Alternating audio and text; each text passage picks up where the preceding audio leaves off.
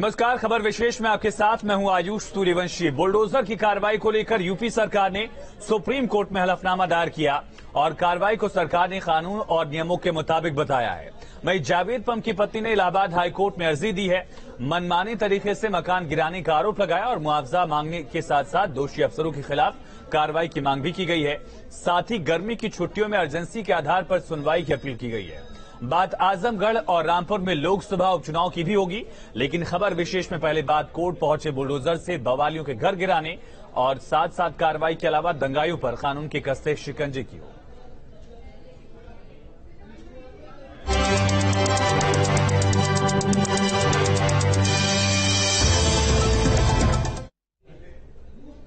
और इस वक्त की बड़ी खबर का रुख करेंगे। सुप्रीम कोर्ट में यूपी सरकार की तरफ से हलफनामा दरअसल दायर किया गया। बुलडोजर कार्रवाई रोकने की याचिका पर जवाब दिया गया है उत्तर प्रदेश सरकार की तरफ से। कानून के तहत कार्रवाई हुई है, कानून और नियमों के तहत बुलडोजर चल रहा है। कोई भी प्रभावित पक्ष सुप्रीम कोर्ट नहीं पहुंचा है। कार्रवाई समुदाय या संप्रदाय विशेष के खिलाफ नहीं हुई है। गलत नियत से दूसरा रंग देने की कोशिश की गई। याचिका को जुर्माने के साथ खारिज करने की मांग यूपी सरकार की तरफ से की गई। दरअसल जमीयत उलेमा हिंद की तरफ से सुप्रीम कोर्ट में याचिका लगाई गई थी और बदले की भावना से कार्रवाई का जिक्र किया गया था याचिका में। इसको लेकर सुप्रीम कोर्ट ने उत्तर प्रदेश सरकार से जवाब मांगा, 3 दिन का वक्त दिया। आज उत्तर प्रदेश सरकार की तरफ से हलफनामा दायर किया गया। 60 पेज से ज्यादा का यह हलफनामा था, जिसमें बाकायदा तमाम पहलुओं का जिक्र किया गया है। बताया गया कि किस तरह से किस कानून के तहत, किस एक्ट के तहत कार्रवाई की जा रही है। बदले की बात को सरकार की तरफ से खारिज किया गया और कहा गया कि कानून और नियमों के तहत ही कार्रवाई हो रही है। कोई भी प्रभावित पक्ष सुप्रीम कोर्ट नहीं पहुंचा।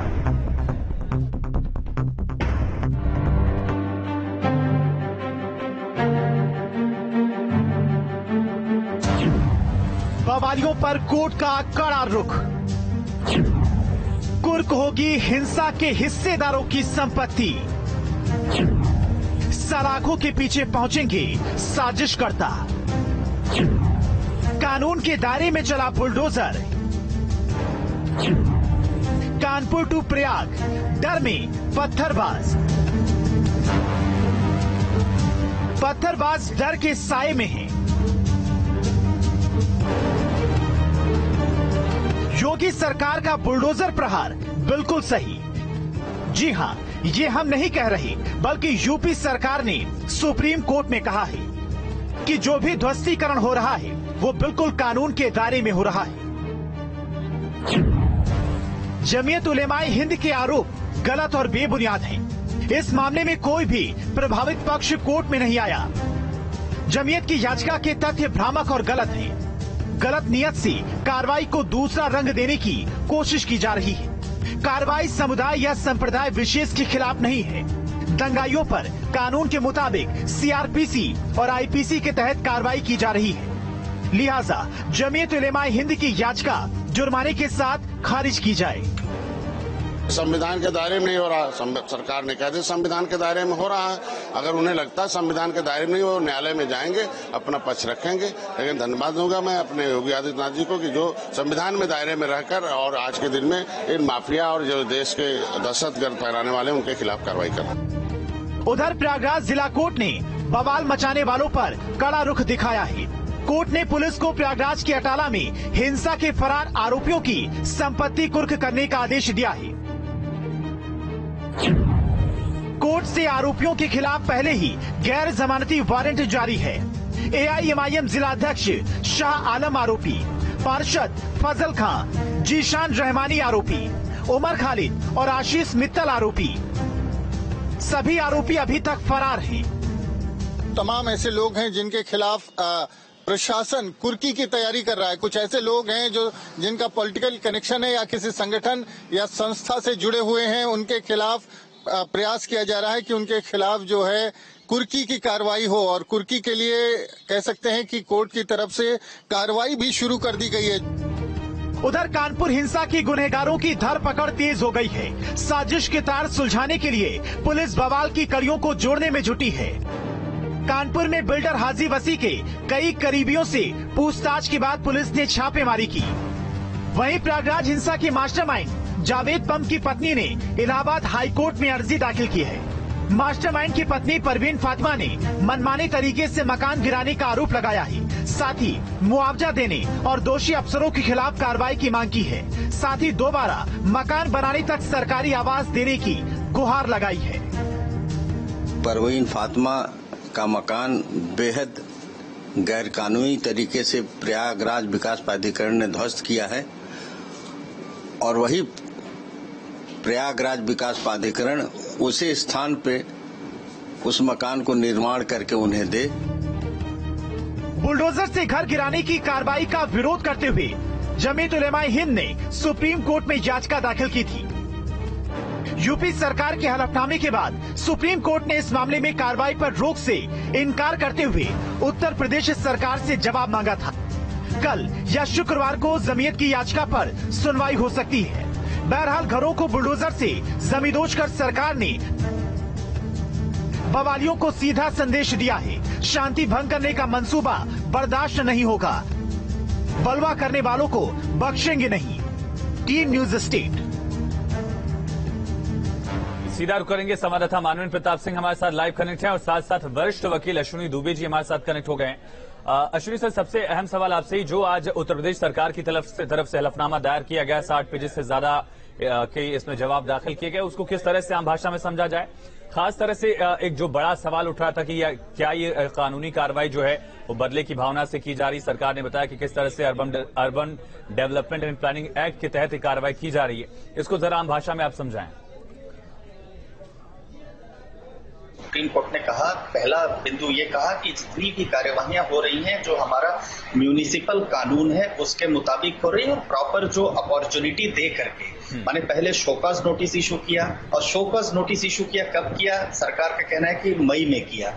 ये हिंसा तो मई के बाद हुई, उस नोटिस के बाद हुई। तो पहला उन्होंने कहा कि हमने मई में किया। हमने कहा कि ये अवैध निर्माण हुआ है, वो अवैध निर्माण ना तो उनका कोई रिप्लाई आया, ना ही उन्होंने अवैध निर्माण डेमोलिश किया। तो सरकार का ये दावा है, सरकार का ये कहना है कि ये नियमों के अनुसार हुई। दूसरी बात, सरकार ने यह साफ तौर पर कहा कि बदले की कार्यवाही से इसका कोई लेना देना नहीं है। ये जो भी कार्यवाही हो रही है नियमानुसार, जितने भी अवैध निर्माण हुए वो उस प्रक्रिया की तरह डिमोलिश हो रहे हैं। अब सरकार के इस एफिडेविट के बाद जो है ये कह देना कि नहीं नहीं आपने नियमों का पालन नहीं किया, ऑल ऑफ सडन आप बुलडोजर लेकर के आए, वो थोड़ा सा तर्क सम्मत नहीं है। दूसरा, अदालत में दो जगह पर पैरेलल पिटीशन चल रही है। एक तरफ यहाँ पर एक संगठन अदालत में अप्रोच करता है और जो गवर्नमेंट कहती है कि वो संगठन कुछ चुनिंदा न्यूज रिपोर्ट्स, कुछ चुनिंदा जो मीडिया रिपोर्ट्स हैं उन रिपोर्ट्स के बेसिस पर, अब चुनिंदा से मतलब आप समझ रहे हैं, वो वहां आते हैं। दूसरा कहते हैं वो संगठन आ रहा है और ना कि जो व्यक्ति इसमें प्रभावित है। दूसरा, जो प्रभावित है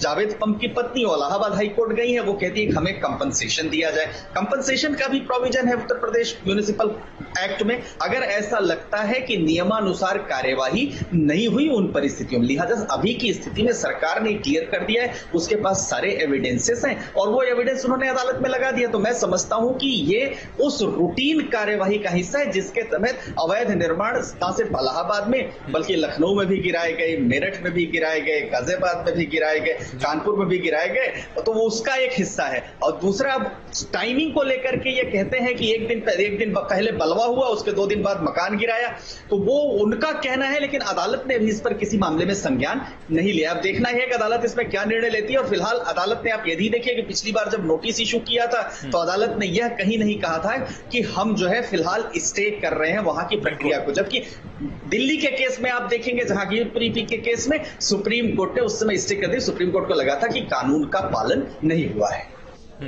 ठीक है, लेकिन अश्विनी सर, एक अहम सवाल ये भी उठ रहा है कि कितने दिन पहले नोटिस का प्रोविजन है और इस मामले में जो कहा गया कि रात को नोटिस चस्पा किया गया, सुबह गिरा दिया गया, ये कितना तर्कसंगत है?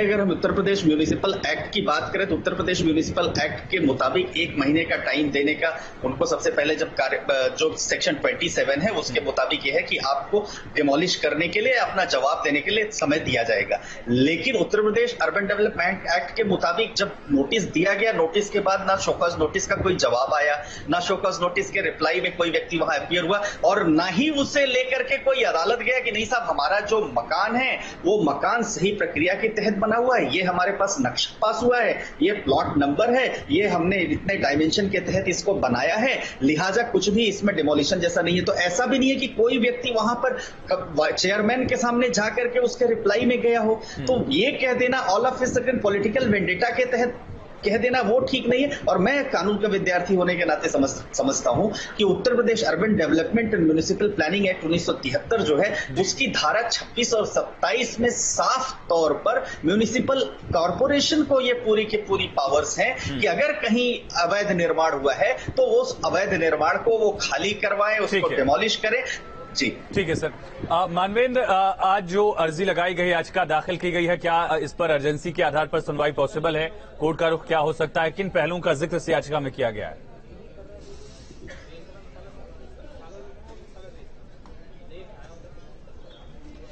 जी देखिए, कोर्ट को ये तय करना है कि इस मामले को वो अर्जेंसी केस मानते हैं और उस पर हियरिंग करते हैं या नहीं करते हैं।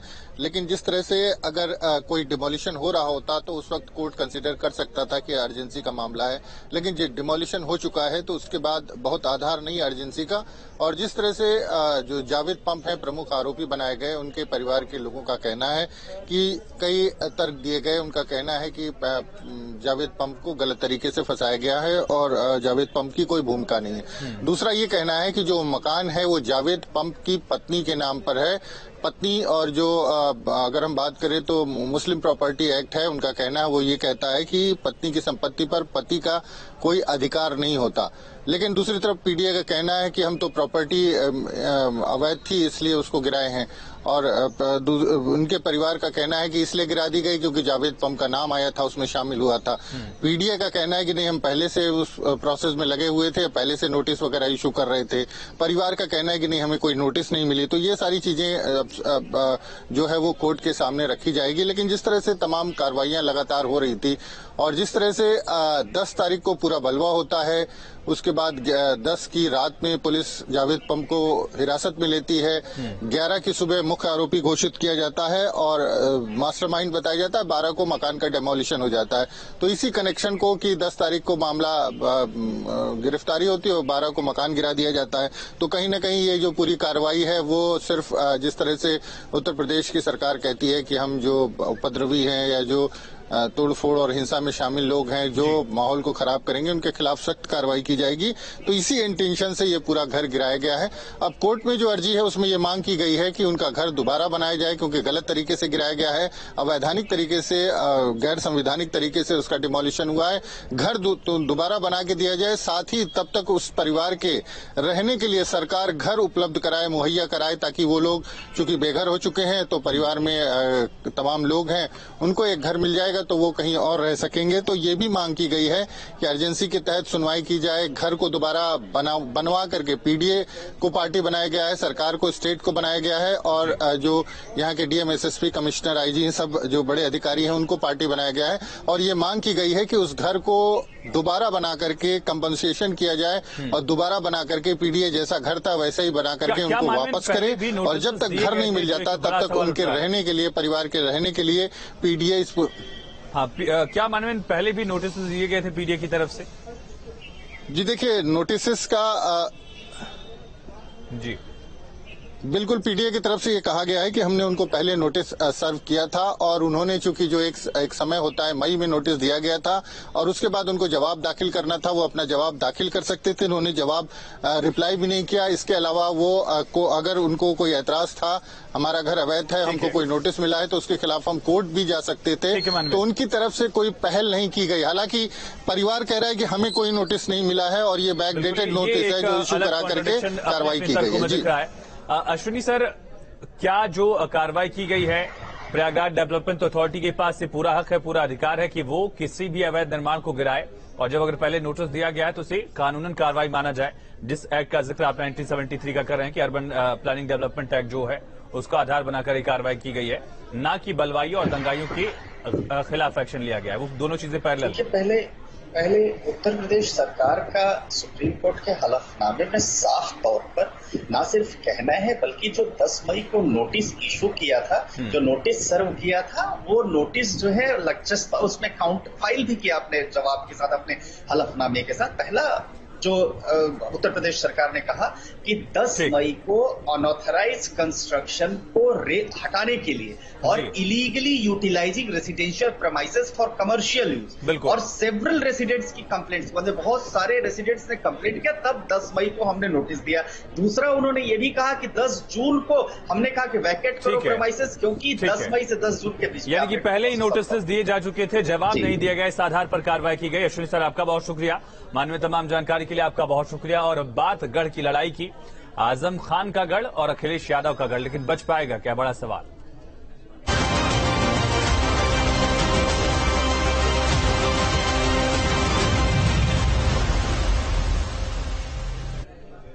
और बड़ी खबर है, आजमगढ़ रामपुर में उपचुनाव की तैयारियां पूरी हो गई हैं। मतदान स्थल पर पोलिंग पार्टीज को रवाना कर दिया गया है। कल सुबह से रामपुर और आजमगढ़ में वोटिंग होगी। मतदान को लेकर सुरक्षा के पुख्ता इंतजाम किए गए हैं। मतदान स्थल पर पोलिंग पार्टियां रवाना की गई हैं। इस वक्त की बड़ी खबर है, आजमगढ़ और रामपुर में उपचुनाव की तैयारी पूरी है। कल मतदान होगा और 26 तारीख को नतीजे सामने आएंगे। मतदान स्थल पर रवाना की गई हैं पोलिंग पार्टियां। एक तरफ आजम खान ने लोकसभा चुनाव जीता था 2019 में, लेकिन विधायक बनने के बाद सीट छोड़ दी। उसी तरह से करहल से जीतने के बाद अखिलेश यादव ने भी आजमगढ़ लोकसभा सीट से इस्तीफा दिया। आजमगढ़ में निरहुआ वर्सेस धर्मेंद्र यादव की लड़ाई और साथ साथ गुड्डू जमाली, एक बड़ा नाम जो है, एमआईएम से लेकर बसपा तक का उनका एक सफर रहा। बीएसपी में पहले भी रहे हैं। दलित वोट बैंक, मुस्लिम वोट बैंक उनके पाली में आएगा क्या, ये बड़ा सवाल। और दूसरी तरफ आसिफ रजा से लेकर जो टक्कर दिख रही है वो बीजेपी के प्रत्याशी घनश्याम लोध के बीच। ये दोनों तस्वीरें आप देख रहे हैं। आजमगढ़ और रामपुर में किस तरह से तैयारियां पूरी कर ली गई हैं, सुरक्षा व्यवस्था मुस्तैद कर दी गई है। जो मशीनें हैं, वीवीपैट मशीनें, ईवीएम्स, उनको रवाना कर दिया गया है। बसों के जरिए पोलिंग पार्टीज रवाना की गई है। जो संवेदनशील बूथ हैं वहां पर सुरक्षा ज्यादा कड़ी रहेगी और यही तकरीबन कमोबेश यही व्यवस्था जो है वो रामपुर में भी दिखी है।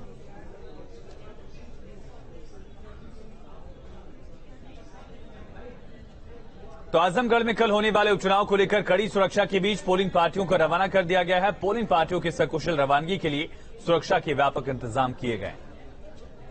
23 जून चुनाव होना है। भारतीय जनता पार्टी, समाजवादी पार्टी और बसपा के प्रत्याशियों सहित कुल 13 प्रत्याशी चुनाव मैदान में हैं। इस वक्त चुनाव को लेकर के हमारे साथ बात करने के लिए मौजूद हैं मुख्य निर्वाचन अधिकारी विशाल भारद्वाज जी। सर, स्वागत है आपका। क्या तैयारियां हैं चुनाव को लेकर के? कल जैसा कि आप अवगत हैं, आजमगढ़ संसदीय क्षेत्र के उपनिर्वाचन हेतु मतदान होगा, जिसमें लगभग 18,36,000 वोटर्स के द्वारा अपना वोट दिया जाएगा। इनके द्वारा 2136 पोलिंग बूथों पर अपना मतदान किया जाएगा। आवश्यक सुरक्षा व्यवस्था, शांति व्यवस्था करने के लिए 15 जोनल मजिस्ट्रेट और 136 सेक्टर मजिस्ट्रेट लगाए गए हैं और हम लोगों को पूरी इस पर विश्वास है कि शांतिपूर्ण हमारा यहाँ निर्वाचन होगा। 2136 हमारे पोलिंग बूथ हैं और उनमें से लगभग 250 हमारे क्रिटिकल बूथ हैं। इन क्रिटिकल बूथों पर जो भी मानक हैं उनके अनुसार पुलिस बल तैनात है। साथ ही साथ लगभग 1600 बूथों पर हम लोग वेबकास्टिंग करा रहे हैं, जिससे कि बूथों पर जो क्रियाकलाप होंगे उनका विभिन्न स्तरों से अनुश्रवण किया जाएगा। साथ ही लगभग 250 हमारे माइक्रो ऑब्जर्वर्स हैं जो इन बूथों पर तैनात होंगे, जिससे कि एकदम निष्पक्ष और शांतिपूर्ण निर्वाचन हो पाए। आजमगढ़ से न्यूज स्टेट के लिए रवि प्रकाश सिंह। रामपुर और आजमगढ़ उपचुनाव को लेकर कैबिनेट मंत्री संजय निषाद से खास बात की हमारे संवाददाता अनिल यादव ने। देखिए, आजमगढ़ और रामपुर लोकसभा उपचुनाव में कल वोट डाले जाएंगे। मंत्री संजय निषाद जी हमारे साथ हैं। सर, दोनों सीटें समाजवादी पार्टी की हैं, उनका गढ़ है। इस बार गढ़ में सेंध लगा पाएंगे रामपुर और आजमगढ़ में? गढ़ तो 30 साल से सपा बसपा का था, गढ़ कांग्रेस का था 70 साल से, तो आखिर वो आज गढ़ खत्म हो गया ना। तो आज के दिन में जनता पूरे प्रदेश में नहीं पूरे देश में एनडीए को पसंद कर रही है, बटन दबा रही है। किसी कारणवश 2000 पिछली चुनाव में हम लोग नहीं समझाने में कामयाब हो पाएंगे। वहाँ की जनता ने मन बना लिया है कि माननीय जो समाजवादी पार्टी को उन्होंने वोट दिया था और उन्होंने उनको धोखा दिया और बीच में ही छोड़कर चले गए और फिर से चुनाव हो रहा है और वहां चुनाव में चुनने के लिए अब उनके पास ऑप्शन है और भारतीय जनता पार्टी को बटन दबाकर वो देंगे, क्योंकि वो अब भेदभाव नहीं चाहते, अन्याय नहीं चाहते और न्याय सुरक्षा चाहते, क्योंकि सत्ता सुख देती है तो कौन नहीं सुख लेना चाहता है। तो 2019 में समाजवादी पार्टी के अध्यक्ष पूर्व मुख्यमंत्री अखिलेश यादव आजमगढ़ से जीते और निरहुआ को हराया था। बीजेपी ने एक बार फिर से निरहुआ पर दांव लगाया। समाजवादी पार्टी से पहले सुशील आनंद को उतारा गया, लेकिन उसके बाद टिकट काटकर धर्मेंद्र यादव को मौका दिया गया। परिवारवाद का एक बड़ा आरोप मुख्यमंत्री ने भी यहां लगाया। वही आरोप निरहुआ ने भी लगातार इस दौरान चुनाव प्रचार में दोहराया है कि क्या कोई लोकल कैंडिडेट अखिलेश यादव को नहीं मिल पाया। साथ साथ बड़ा सवाल आजमगढ़ को लेकर यह भी है कि अखिलेश यादव प्रचार करने के लिए नहीं पहुंचे। अब प्रचार से दूरी क्या मजबूरी थी इसकी, या फिर कॉन्फिडेंट है समाजवादी पार्टी की आजमगढ़ जीत ही लेगी, या कॉन्फिडेंस ओवर कॉन्फिडेंस में तब्दील हो जाएगा, बड़ा सवाल ये भी है। हालांकि 10 की 10 सीटों पर विधानसभा चुनाव में समाजवादी पार्टी को जीत मिली थी, लेकिन लोकसभा चुनाव में समीकरण बदलते हुए दिख रहे हैं और ये समीकरण बदल इस वजह से भी रहा है क्योंकि गुड्डू जमाली बीएसपी में वापस आ चुके हैं। दलितों का एक बड़ा वोट बैंक, 20% से ज्यादा वोटर्स दलित यहां पर हैं और इसी तरह से मुस्लिम वोटर्स की संख्या भी 24% से ज्यादा आजमगढ़ में है। ये 24% और 20% अगर इसका ज्यादातर वोट गुड्डू जमाली को जाता है तो फिर सीधा नुकसान धर्मेंद्र यादव को होगा और फायदा दिनेश लाल यादव को भी, गुड्डू जमाली को, दोनों में से हो सकता है। तो लड़ाई त्रिकोणीय है आजमगढ़ में। और इसी तरह से अगर रामपुर की बात की जाए तो आसिम राजा और घनश्याम लोध, एक वक्त पर घनश्याम लोध भी आजम खान के करीबी हुआ करते थे। बीजेपी ने एक पिछड़ा चेहरा यहां पर दिया है। लोध वोटर्स भी ठीक ठाक है यहां पर, साथ साथ हिंदू वोटर्स जो है वो एकजुट हो सके ऐसी कोशिश बीजेपी की रही है। रामपुर एक ऐसा जिला है जो उत्तर प्रदेश में इकलौता ऐसा जिला है जहां पर मुस्लिम आबादी हिंदू आबादी से ज्यादा है। तो देखना होगा कि क्या पोलराइजेशन यहां पर हो पाता है या मुस्लिम वोटर्स बीजेपी का साथ देते हैं। आजम खान क्या अपने गढ़ को बचा पाएंगे, लगातार प्रचार किया है उन्होंने।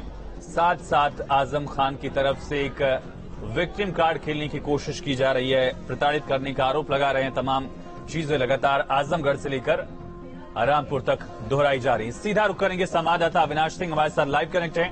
अविनाश, कल मतदान होने वाला है, कुछ ही घंटे बाकी हैं, क्या समीकरण, कितनी तैयारियां शासन प्रशासन की?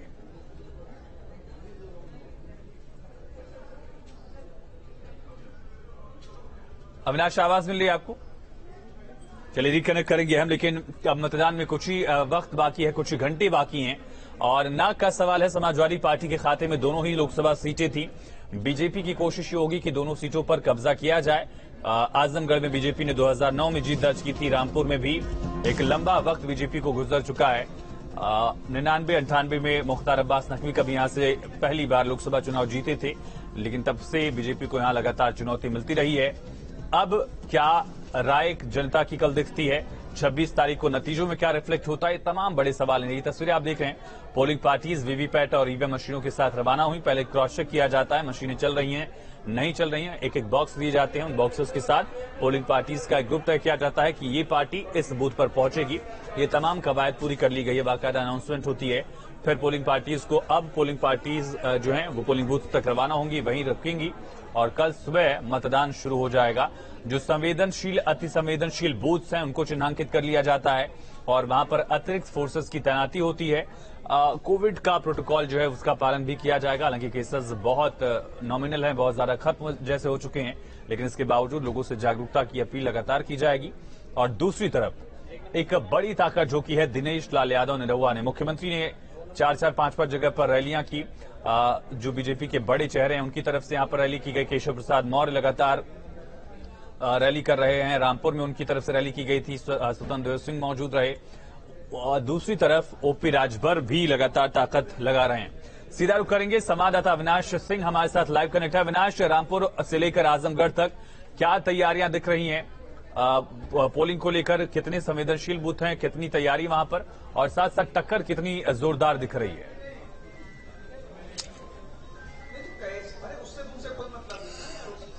देखिए आयुष, जहां तक सवाल इन दोनों सीटों को लेकर है तो दोनों ही सीटें बेहद महत्वपूर्ण सीटें हैं और कहीं ना कहीं इन दोनों ही सीटों पर समाजवादी पार्टी की जो प्रतिष्ठा है वो दांव पर लगी हुई है, क्योंकि देखा जाए तो दोनों ही सीटों पर मौजूदा जो सांसद थे वो समाजवादी पार्टी के थे। हालांकि अगर हम इलेक्शन कमीशन की तैयारियों की बात करें तो दोनों ही जिलों में जो सारी तैयारियां हैं पोलिंग को लेकर वो सारी तैयारियां कंप्लीट हो चुकी है और आज शाम तक जो तमाम पोलिंग पार्टियां होंगी वो सभी जो मतदान केंद्र होंगे सभी मतदान केंद्रों पर पहुंच जाएंगी। देखिए अगर हम आजमगढ़ की बात करें तो निश्चित तौर पर आजमगढ़ में कई ऐसे पोलिंग स्टेशन है जो काफी संवेदनशील माने जाते हैं, तो वैसे में सुरक्षा के बेहद खास इंतजाम किए गए हैं। साथ ही में इलेक्शन कमीशन ने वहां पर जो अति संवेदनशील है वहां पर वेबकास्टिंग की व्यवस्था की है ताकि किसी भी अप्रिय घटना को रोकी जा सके। देखिए अगर हम दोनों सीटों की बात करें तो चाहे भारतीय जनता पार्टी हो या फिर समाजवादी पार्टी, दोनों ही पार्टियों ने पूरी ताकत झोंक रखी थी, क्योंकि एक तरफ समाजवादी पार्टी के सामने ये चुनौती है कि दोनों सीटों पर इज्जत बचाई जाए, क्योंकि एक सीट के सांसद अखिलेश यादव थे, दूसरे पर चूंकि आजम खां की प्रतिष्ठा थी। वहीं अगर भारतीय जनता पार्टी की बात करें तो भाजपा इसे एक मौका एक अवसर के रूप में देख रही है, क्योंकि अगर हम समीकरण की बात करें तो देखिए 2019 में जो चुनाव हुआ था तब बसपा और सपा साथ मिलकर चुनाव लड़ी थी और उस वक्त देखा गया था कि कहीं ना कहीं जो यादव और मुस्लिम वोट बैंक था उसके साथ जो वहां का दलित वोट बैंक था वो भी एकमुश्त समाजवादी पार्टी के साथ गया था। लेकिन इस बार देखा जाए तो गणित चूंकि चेंज हो चुका है, समीकरण बदल चुका है। गुड्डू जमाली वहां पर बहुजन समाज पार्टी के उम्मीदवार हैं और देखा जाए तो मुबारकपुर से कई बार वो विधायक रह चुके हैं। वैसे में माना जा रहा है कि अगर गुड्डू जमाली थोड़ी सी भी सेंधमारी करते हैं मुस्लिम वोटों में तो समाजवादी पार्टी के लिए मुश्किल खड़ी हो सकती है। और देखिए दूसरी सबसे बड़ी चुनौती ये भी है कि अगर हम पिछले विधानसभा चुनाव की बात करें तो भले ही आजमगढ़ की सभी सीटों पर समाजवादी पार्टी की जीत हुई थी, लेकिन इलेक्शन के बाद जिस तरीके से सपा के सहयोगी दलों ने एक बड़ी चुनौती है ओपी राजभर कितना वोट ट्रांसफर करा पाते हैं ये भी देखना होगा। तमाम जानकारी के लिए अविनाश बहुत शुक्रिया। तो ओपी राजभर कितना वोट ट्रांसफर कराएंगे, गुड्डू जमाली कितना वोट काटेंगे, निरहुआ यादव वोट बैंक में कितनी सेंधमारी करेंगे, तमाम ऐसे फैक्टर्स हैं जो दिख पाएंगे 26 तारीख को कि नतीजे क्या रहते हैं। खबरें लगातार जारी हैं। यहां पर एक छोटे से ब्रेक के लिए रुकते हैं, बने रहिए न्यूज स्टेट के साथ।